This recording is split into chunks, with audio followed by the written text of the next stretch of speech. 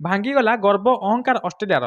Kangaroo ଦଳ ଦିନେ ICC trophy ବିଜୟୀ ପରେ ଗୋଡ଼ ରଖି ବସିଥିଲା। ଆଉ ଆଜି ସେହି ଆଇସିସି ଟ୍ରଫି ଅଷ୍ଟ୍ରେଲିଆକୁ ଆଉ ମିଳିବ ନାହିଁ। ହଁ ଦର୍ଶକ ବନ୍ଧୁ, ଅଧିକ ଖେଳ ଖବର ପାଇଁ ଚ୍ୟାନେଲ ସବସ୍କ୍ରାଇବ କରନ୍ତୁ। ଚାଲନ୍ତୁ ଏବେ ଖବର ଜାଣିବା।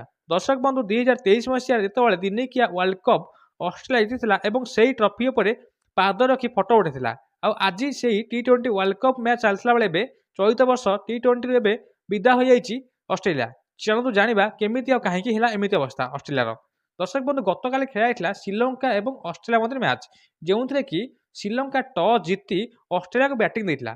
ଅଷ୍ଟ୍ରେଲିଆ ପ୍ରଥମେ ବ୍ୟାଟିଂ କରି ମିଚେଲ ମାର୍ଶ 54, ଟାଭିସ୍ ହେଡ୍ 56 ଓ Tim David 6, Josh Inglis 27, Glenn Maxwell 22 run କରିଥିଲା ବେଳେ ଅଷ୍ଟ୍ରେଲିଆର ଅନ୍ୟ କୌଣସି ବ୍ୟାଟ୍ସମ୍ୟାନ୍ ବା ଅନ୍ୟ 5 ବ୍ୟାଟ୍ସମ୍ୟାନ୍ ଖାତା ଖୋଲି ପାରିଲେ।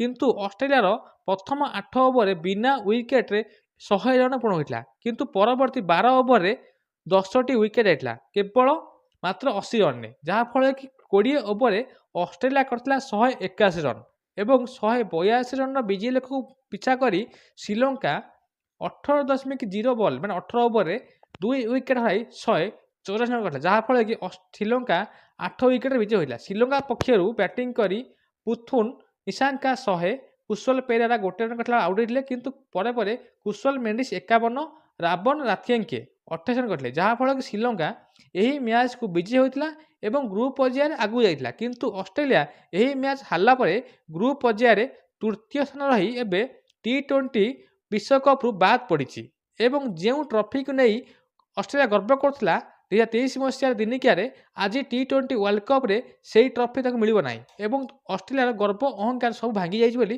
ଏବେ ଚର୍ଚ୍ଚା ହେଉଛି। ଆପଣଙ୍କ ମତରେ କେତେ ଆପଣ ଖୁସି ଅଛନ୍ତି କମେଣ୍ଟ କରି ନିଶ୍ଚୟ ଜଣାନ୍ତୁ। ଯାହା ଖବର ଅଛି, ଅଷ୍ଟ୍ରେଲିଆ ଟି20ରେ ସୁପର 8 ମୁକାବିଲାକୁ ଯାଇପାରୁନାହିଁ, କିନ୍ତୁ ଭାରତ ଗ୍ରୁପ୍ ପର୍ଯ୍ୟାୟରେ ସୁପର 8ରେ ପାକିସ୍ତାନକୁ ହରାଇ ଏବେ ପହଞ୍ଚି ସାରିଛି।